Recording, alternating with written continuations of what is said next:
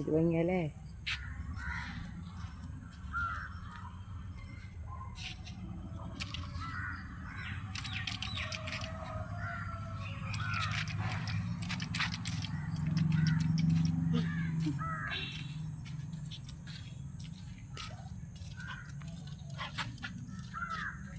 ഇതാണ് നമ്മുടെ വീട്ടിലേക്ക് പോണ വഴി കേട്ടോ.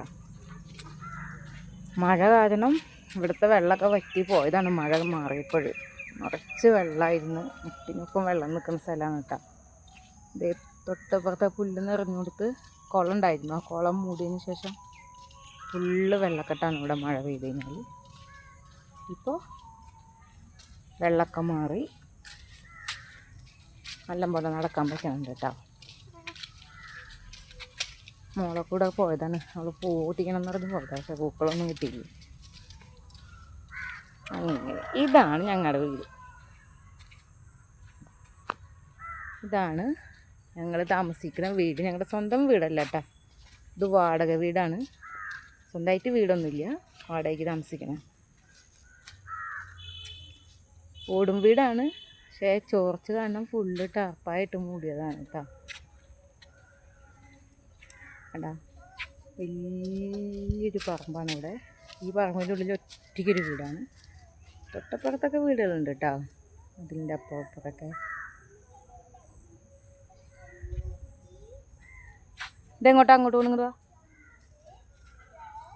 അങ്ങനെ നടന്ന് ഇത് വീടിൻ്റെ ബാക്ക് വശമാണ് കേട്ടോ.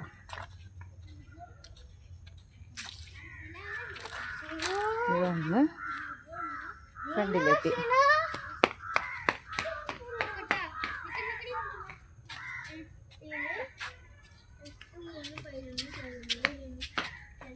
ഇത് മറ്റേ രണ്ടുപേര് കളിക്കുകയാണ് പറയുന്നത്. വീടിൻ്റെ ഫ്രണ്ട് ഭാഗം കാണിച്ചതാ.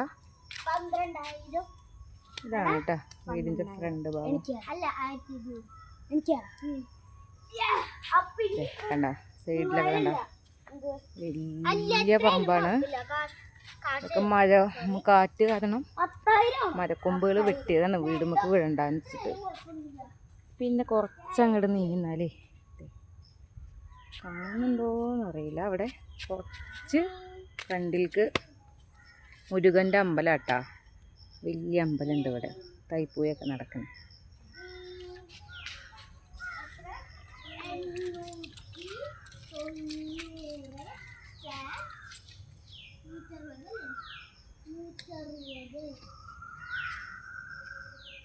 കൊതുകടിച്ച് തോന്നുന്ന ആളെ.